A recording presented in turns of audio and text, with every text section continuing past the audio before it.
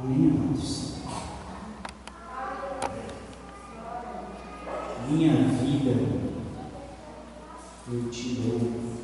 Alguém entende o significado disso? Do que isso pode te exigir em alguma circunstância? Num país onde nós temos ainda certa liberdade, isso não soa de modo muito consistente. Mas quando nós somos colocados em xeque, quando nós somos colocados, a nossa fé colocada em xeque, eu acho que tudo começa a modificar.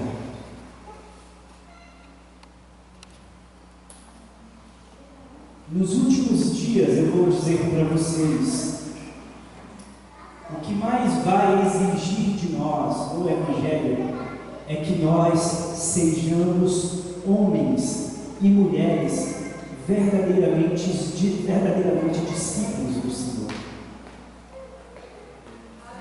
O discípulo, antes de tudo,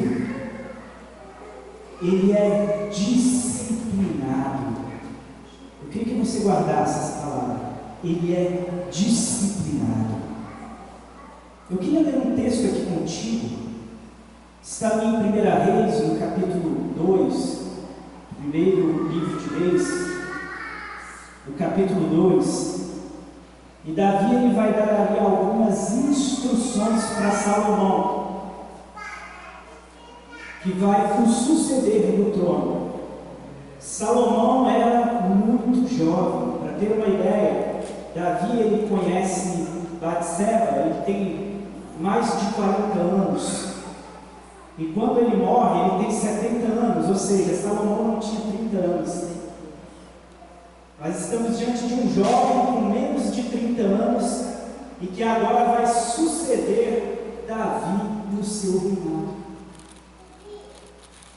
Hoje em dia é tão difícil ver homens com menos de 30 anos, é difícil ver homens com 30, é difícil ver homens com 40, é difícil ver homens com 50. Homem, olha para mim, hoje eu estou falando contigo, principalmente contigo.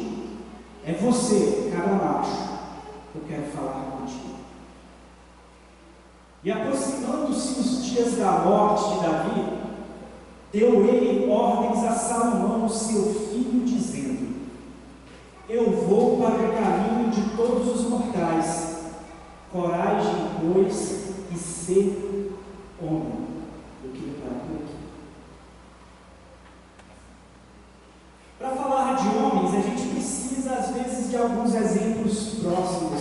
Eu tenho meu pai aqui como exemplo, mas é ruim a gente falar da pessoa, né? Na frente da pessoa. Eu acho isso meio ruim, né? Mas a pessoa fica se achando. Então eu vou utilizar hoje como exemplo meu avô, todos aqui eu acho que conheceram. Um homem de uma disciplina fiel. Eu vi a disciplina na vida daquele homem a minha vida toda. Eu me recordo quando garoto, a última vez que eu dormi na casa do meu avô, eu dormi lá mesmo, eu devia ter por volta de uns 21, 22 anos no máximo. Foi antes que eu casasse. Mas eu me lembro que todas as vezes que eu dormi lá no meu avô, todas as vezes, às 4 horas da manhã, eu me recordo eu dormindo na casa dele enquanto ele ainda trabalhava, mas depois que ele já tinha aposentado, todos os dias, às 4 horas da manhã, meu avô se levantava, começava um devocional com Deus. Eu vi isso todos os dias, e ele guardava isso desde a sua juventude, como costume. Mamãe aqui morou lá muito mais tempo que eu, né, mamãe? A senhora deve se lembrar disso, né? Que ele guardava esse tipo de disciplina. Uma disciplina que me admirava. Hoje em dia, pode ver aqui um tanto de homens que estão faltando aqui. Hoje em dia, você não tem disciplina para vir aos domingos aqui na igreja. Hoje em dia, você não tem disciplina para dar o dízimo das ofertas. Hoje em dia, você não tem disciplina para as coisas mais simples, para as coisas mais básicas. E nestes últimos dias, o que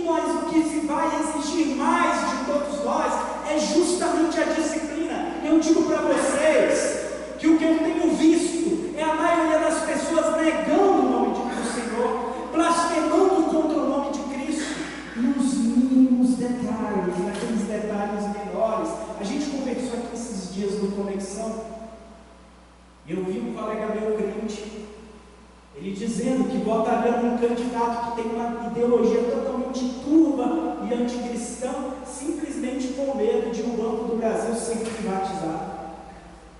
Com medo não é nem de perder o emprego, se fosse de perder o emprego, não é nem de perder o emprego, é de perder a estabilidade.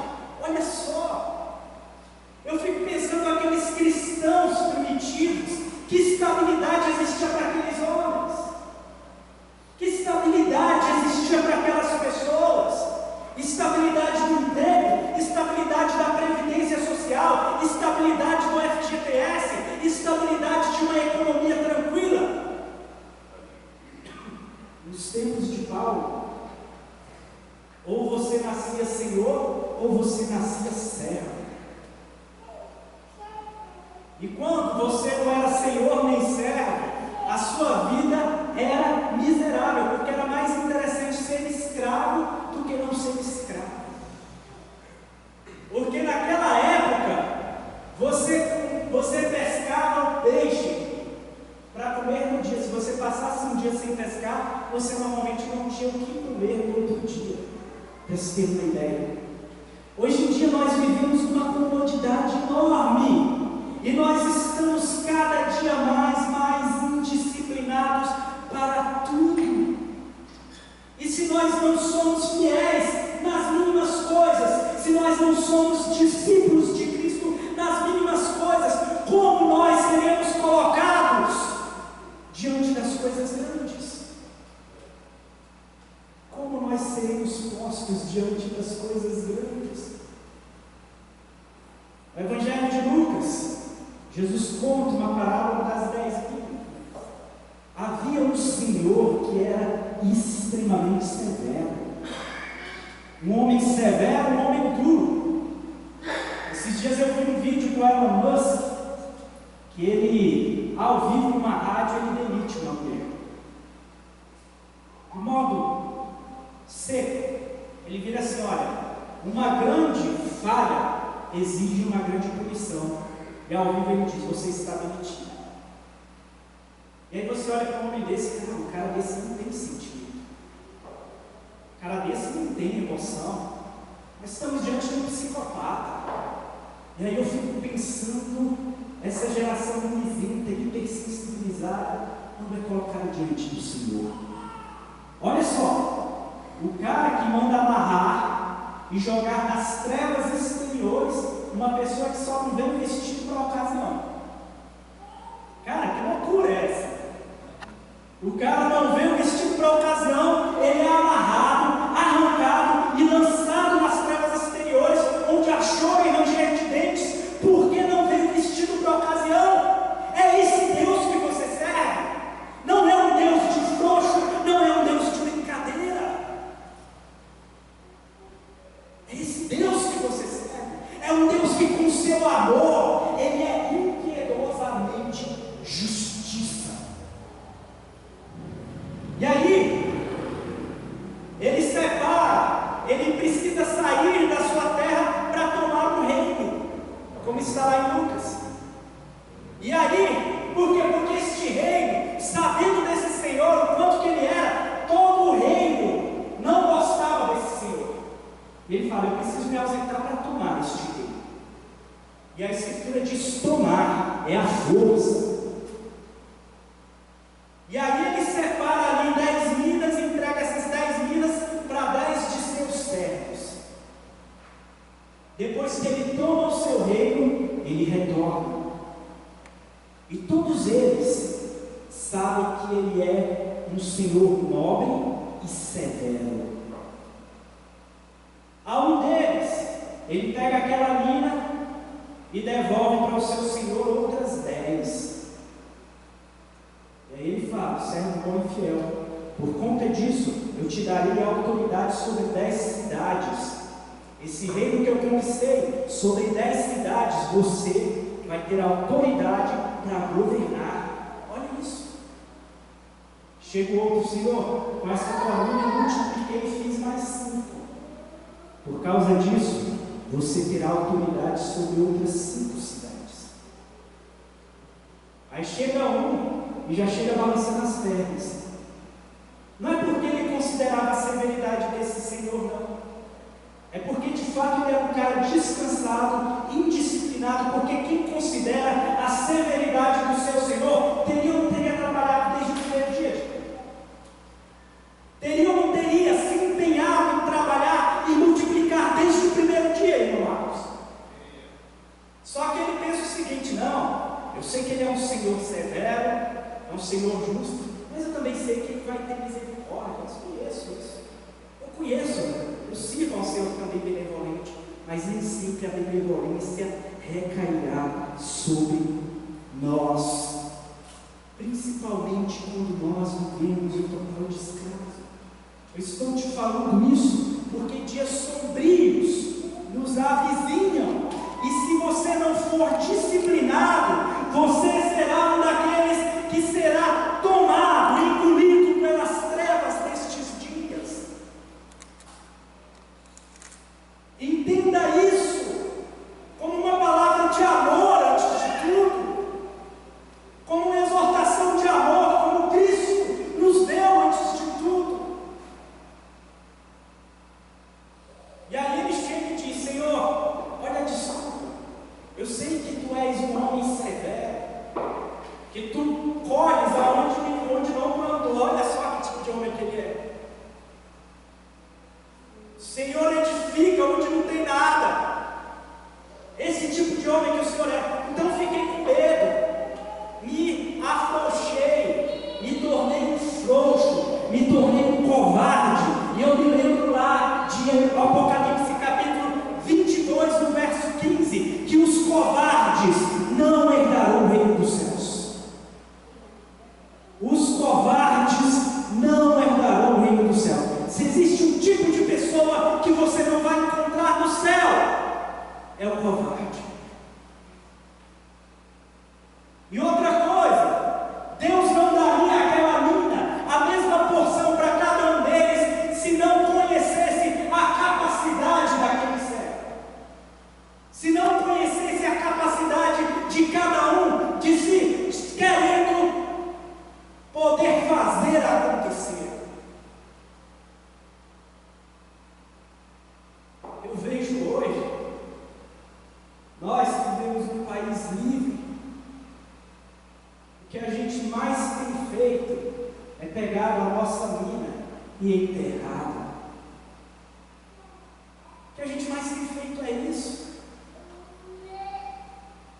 Eu faço uma pergunta simples para você: há quanto tempo que você não ganha uma pessoa para Jesus? Há quanto tempo que você não se empenha em ganhar uma pessoa para Jesus? Para pensar um pouco sobre isso. Vocês estão tão, quando eu falo vocês, estou falando nós, tá bom? Não estou acusando aqui, apontando o dedo, não. Assim, ó, é um para vocês e 3 para mim, entendeu? Olha aqui, ó, vocês têm que entender isso. Que aponta o dedo, tem 3 virados para ele, então serve para nós, tá bom, gente? Nós estamos hoje tão melindrosos, tão melindrosos. Nós estamos cada dia mais tão, por qualquer coisinha a gente fica chateado. Fico chateado com uma coisinha que o pastor me falou. Ai, ele não devia ter dito aquilo. Eu vou preparar aqui, vou me empenhar para fazer uma coisa aqui. Imagina só, a Elisnet, ela se empenha para fazer um congresso de jovens aqui. Aí vira e fala: poxa, pastor divino não veio me perguntar como é que está. Fica melindrosa. Não estou dizendo que você é desse jeito, não, estou falando. Ah, meu Deus do céu, por que ele não veio nem me perguntar? Significa que ele não está nem aí? Não é isso, não. É porque ele confia em você. Confia que você tem maturidade suficiente, por exemplo, para escolher quem vai vir cantar, quem vai vir pregar, quem vai estar aqui. Ele confia em você, porque sabe que você já amadureceu o suficiente. Não está lidando com o menino. Ele pode pregar para você isso daqui, para você fazer, Lúdia, para você fazer, para o senhor fazer, irmão Afonso, para você fazer, Diego, e sair, passar 30 dias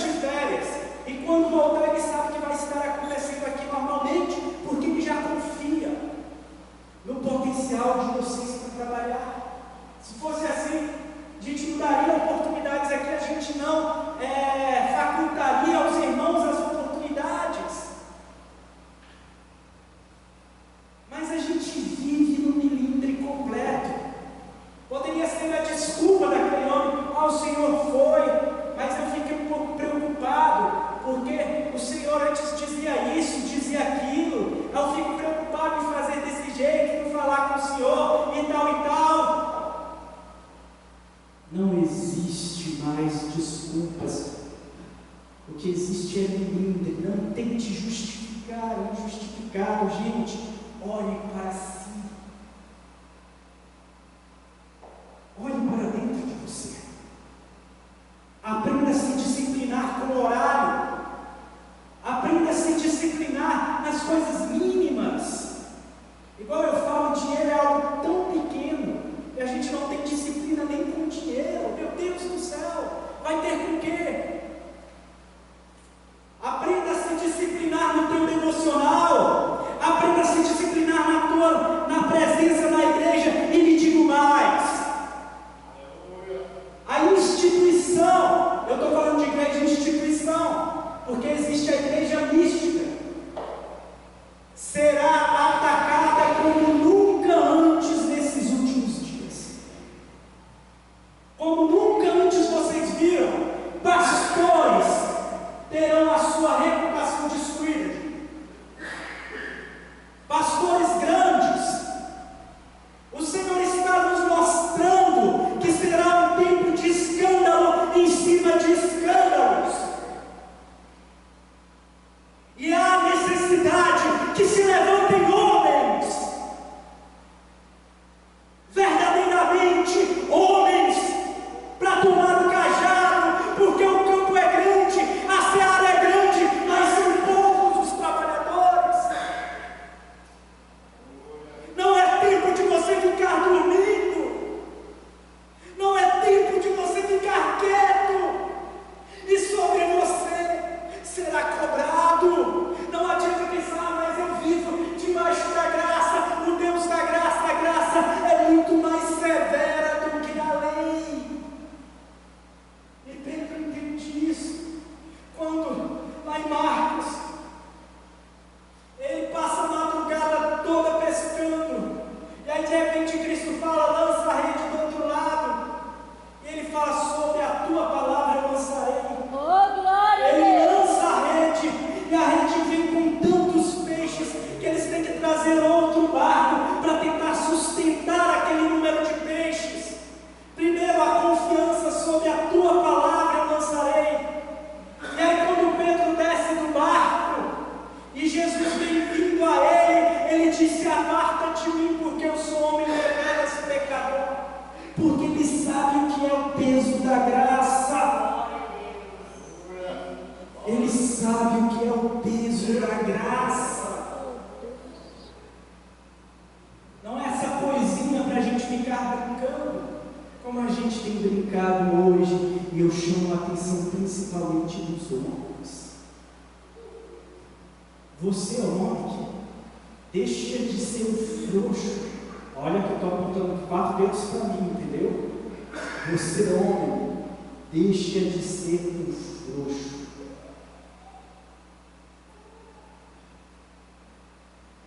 Coloque a mão no arado, faça. Nós estamos aguardando a operação milagrosa, alguma atuação milagrosa de algum homem no Brasil para nos salvar dos dias turvos que virão. Mas eu estou sendo honesto para vocês, eu acredito que a chance disso acontecer é tão pequena, é tão reduzida. Principalmente quando você faz uma análise fora das paixões, fora dos movimentos mais inflamados. Nós estamos vivendo diante de pessoas que esqueceram que ser homem é, antes de tudo, aprender a agir muito mais calado do que falando. E hoje é dia de tanta gritaria por aí. Parem para analisar no desespero que existe. Hoje, quando se vê um ministro tal, uma outra pessoa tal, já começa todo mundo a xingar, a gritar, aquele negócio todo. Gente, eu não sei vocês, mas eu acho isso tão ridículo. Eu até entendo o desespero das pessoas, mas aquele que é do Senhor não é desesperado. Olha só, a Escritura diz que o arcanjo Miguel, quando ele foi militar, quando ele foi lutar pelo corpo de Moisés, ele foi lutar contra Satanás, ele não proferiu nenhum tipo de injúria contra Satanás. Ele não xingou: ah, seu Satanás, filho de não sei quem, ah, seu seguinte: o Senhor te repreenda. Essa palavra é que deveria estar nas nossas bocas. Que o Senhor repreenda a injustiça que se opera. Mas nós não somos homens hoje nem para isso. É um bando de menino, é um bando de moleque que está desesperado. Ovelha sem pastor. O conselho de Davi para o jovem Salomão foi: seja homem. Ser homem significa, antes de tudo, considerar a sua virilidade. Ser homem é estar disposto ao sacrifício. Em Atos dos Apóstolos, uma censura havia sido colocada sobre os apóstolos. Vocês não podem mais pregar essa doutrina e nem testemunhar do que vocês viram. Eles não estão nem aí, continuam falando. A Escritura diz que o povo, os crentes, eles param, eles ficam tímidos, com medo mesmo de falar publicamente por causa das consequências daquilo que era falar publicamente. Mas os apóstolos, aqueles homens, não. Eles não se calam, eles não se silenciam, e eles são levados presos. A igreja estava com medo, sim, mas a igreja estava unida. A Escritura diz que a igreja continuava unida em oração, vendo os apóstolos sendo presos. Eu imagino a angústia do que era aquilo, porque naquela época, amados, não existia nenhum direito humano vigente. Você sabe de onde que vem a palavra dor excruciante? Vem de cruz, porque não existe morte tão terrível quanto a morte de cruz, onde você tem cravos atravessados entre os teus nervos, e você pode passar ali horas, dias, às vezes em agonia, sem água. Olha Cristo, ele já tinha perdido o sangue, eles estavam no deserto, ele estava com sede, onde a sua língua pregava no céu da boca, e como ele pede água, água, tão somente água, lhe dão vinagre com fel. E a gente vive nesse milímetro terrível, um bando de frouxo que se diz cristão, que vive murmurando, que vive reclamando disso, reclamando daquilo, desesperado com isso, angustiado com aquilo, com coisas tão fúteis, porque a gente não consegue olhar para a grandiosidade do reino que nos é dado, que está diante de nós, e por este reino a gente tem que ser capaz de morrer, porque nós já fomos mortos. Como disse Paulo, eu já estou crucificado com Cristo. É assim que nós queremos dizer que somos discípulos de Jesus. É essa palavra que está crescendo nos nossos corações. Qual é o evangelho que tem crescido em nós? Qual é o evangelho que tem nascido em nós? Aqui eu coloco o pastor de vida. Eu nunca vi o meu pai tirando férias da igreja. Nunca vi. Via ele fazendo viagem. Às vezes o irmão que tem um parente que morreu lá no Nordeste, ele não tem carro, ele pega, coloca no carro e vai lá levar. Aí você vê ele se ausentando. Ou quando ele vai, evidentemente tem que visitar algum parente. Mas você procura uma foto do meu pai na praia. Procura uma. Não estou falando que você não deve ir. Não estou dizendo isso. Mas eu estou dizendo que para nascer homens do gabarito dessa geração que é anterior à minha, é difícil. Tomara que a gente amadureça muito. Tomara que a gente coloque um quilo de sal aí pela frente, para que a gente aprenda a ser cabra macho. Do contrário, a gente vai ser um bando de menininho birrento, um bando de menininho nojento, fraco, que eu digo para vocês, eu não queria dentro da minha casa de jeito nenhum. gente chata, gente enjoada.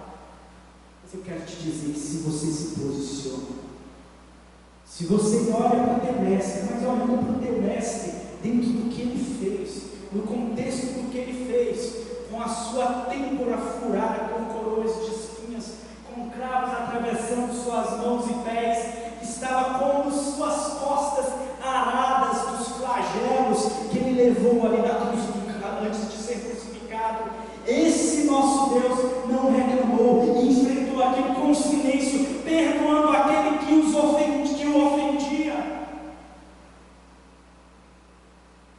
E nós, a gente não consegue lidar com o horário, não consegue lidar com o compromisso da presença, a gente não consegue com coisas simples assim. Eu vou dizer para os teus filhos, você que tem filhos, a partir de agora, nossos filhos que são pequenos já estavam sendo bombardeados, mas eles vão ser cada vez mais bombardeados com essas agendas ideológicas. Sabe onde que teu filho ele vai poder ser salvo? Eu vou contar o meu testemunho. Eu sempre fui muito crítico, meus pais aqui sabem. Eu dei muito trabalho para eles por conta disso. Foi. Deu certo trabalho, né? Só me envolvi com drogas. Mas outras coisas por aí eu fiz bastante. Desde criança. Eu ia, meu pai pegava a gente, levava a gente para a escola dominical, levava a gente para os cultos, levava a gente e nunca deixou de levar a gente. Quando eu tinha 17, 18 anos que eu entro na faculdade, eu comecei a interagir, eu li um livro Direito, um mito, que ele colocava em xeque toda a minha fé, só que de um modo extremamente lógico. E eu que era uma pessoa muito crítica, aquilo para mim me fez lógica de tal modo. Eu falei, caramba, essa conversa de Jesus, de fato é balela. De fato é conversa com ele. E aí eu entrei dentro do niilismo de Nietzsche. Quem for lá em casa vê que eu tenho uma coleção quase completa dos livros de Nietzsche. E lidos. Os aforismos que ele colocava ali, a Gaia, a ciência, assim falou Zaratustra. Tem um livro de Nietzsche que se chama O Anticristo. E eu li, lá dentro da minha cabeceira de leitura. E quando eu tinha aí já por volta de 19, 20 anos, eu já estava totalmente descrente do Evangelho. Você sabe o que me trouxe de volta? Foi porque eu estava cercado de amigos da igreja. Por onde eu andava era gente da igreja. Eu estava cercado de gente da igreja. Eu estava cercado de pessoas que a única coisa que falavam assim: poxa, domingo vamos tocar lá em tal local? Coloca teu filho para aprender um instrumento, você não sabe bem o que você faz para ele. Domingo vamos cantar em tal local, domingo vamos para tal igreja, vamos para tal local. Eu falava, gente, por onde que eu vou? Não tem um amigo que usa drogas, que vai para o bar, que vai para isso, é só amigo na igreja. O que é que eu tenho que fazer? Eu tenho que ir atrás desse povo na igreja. E isso me manteve na fé. Isso me manteve na fé. Eu quero te dizer, a igreja e instituição é uma barreira para salvaguardar a fé do teu filho. E olha que nesse conselho que Davi diz aqui, ele diz: guarda os preceitos, guarda os mandamentos do Senhor, e se os teus filhos também assim o fizerem, nunca faltará rei em Israel que seja temoroso a Deus. Temeroso a Deus. Temeroso a Deus. Foi pouco tempo, já estava acabando as leituras. Não adiantou nada. Traga os teus filhos, lembre-se da importância de congregar, e mais, os que aqui não vieram, chacoalha ele e diz a importância disso. Jordane, mas tem coisas na igreja que eu não gosto. Primeiro fator, não existe igreja perfeita. Segundo fator, a liderança da igreja é tão acessível a você. Chega e conversa. Se eu não gosto de algo que você faz, eu vou chegar e você vai falar: de mim, eu não gostei disso. Porque às vezes as pessoas esvaziam a congregação porque elas agem igual mulher. Desculpa, mulheres, mas vocês agem assim na maioria das vezes. Aconteceu alguma coisa, fica calada, achando que o homem tem a obrigação de adivinhar. Nós somos burros. Nós não adivinhamos. Não adianta, a gente tenta, mas a gente não adivinha. Você consegue adivinhar alguma coisa aí, Diego? Não. O senhor consegue, pastor? Você consegue, irmão Marcos? Então por que a irmã Isaías chegar e falar, não gostei disso. Aí elas abrem, né, para falar. Aí é 40 minutos falando que não gostou. Mas há necessidade de que se fale. Se não for dito, se você ficar conjecturando, especulando, você nunca vai agir para melhorar, porque no fim das contas eu posso apostar contigo que você vai perceber primeiro que era uma má impressão sua. Comigo é o tempo todo desse jeito. E às vezes eu estou assim chateado com alguma coisa com uma pessoa e eu estou aqui, fulano, o cara está assim. E depois eu falo, quer saber? Deixa eu ser trouxa, cara. Vai lá, conversa. Aí eu vou conversar com uma pessoa, cara, não era nada que estava acontecendo. É igual a pessoa que tem astigmatismo e miopia junto, que entra num ônibus, ele sai passando assim na frente de todo mundo, ele só vê rostos embaçados. E aí passou do lado de um primo, e o primo vira assim, poxa, fulano é metido, nem falou comigo. Poxa, se foi você que viu, seja você a falar, porque o outro coitado é cego. Nós temos a nossa visão embaçada, até para o amor. A Escritura diz que nós ainda vemos como que de modo nebuloso, como que por um espelho, não é um espelho de hoje em dia, que é totalmente, era apenas um bronze polido para se tentar enxergar. Naquela época era o que se utilizava.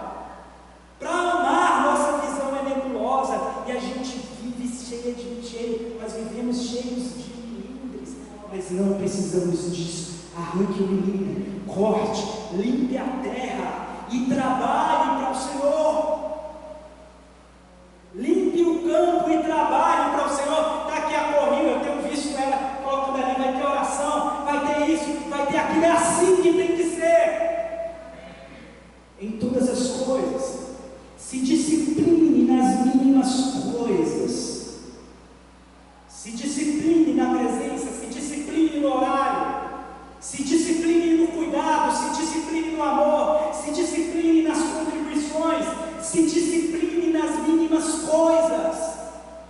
Quem tem entendido essa palavra em nome de Jesus? Ser homem, seja homem e seja mulher, porque nos últimos dias, se a Escritura disse que até as pedras clamariam, então na falta de cabra macho, antes das pedras tem as mulheres. Gente, eu fui machista demais aqui, não fui? Que coisa terrível, deixa isso, desculpa, tá, gente, estou brincando.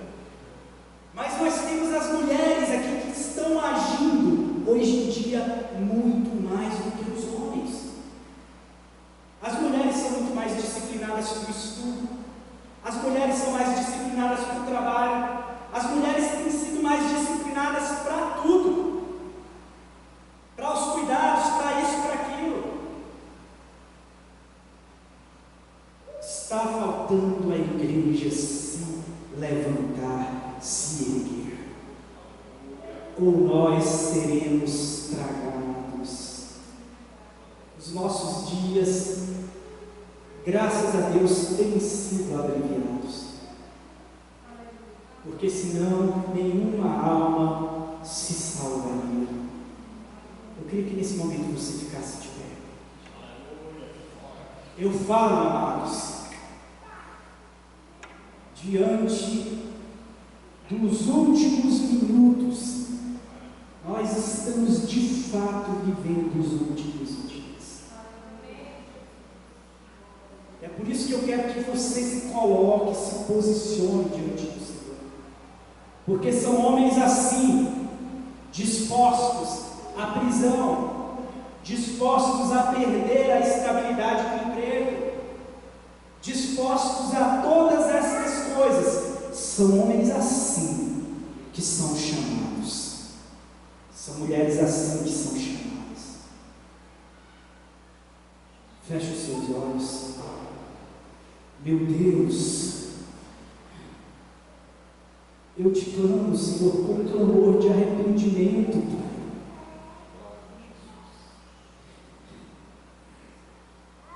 Porque nós somos tão terrivelmente falhos, procrastinadores. Nós deixamos tudo para a última hora e às vezes até para depois da hora. E a tua escritura diz que aqueles que deixam para a última hora perdem as bodas do Cordeiro, são tratadas como virgens loucas. Meu Deus, desperta a nossa igreja, desperta a nossa congregação, levanta daqui homens e mulheres, Pai, que estejam dispostos a agir e a fazer pelo teu amor, Pai. Senhor Jesus, tira do nosso coração a insensibilidade para entender o que significa ter um compromisso verdadeiro contigo. Tantos exemplos nós temos, Senhor, na tua escritura. Tantos exemplos que eu vi, Senhor, na minha vida corriqueira. Meu Deus, utilize estes exemplos, que o testemunho destes exemplos possam arder no meu coração. Meu Deus, nos auxilie, Senhor, nas mínimas coisas, para que naquele dia a gente não chegue e até o que nos é dado nos seja tirado, Senhor.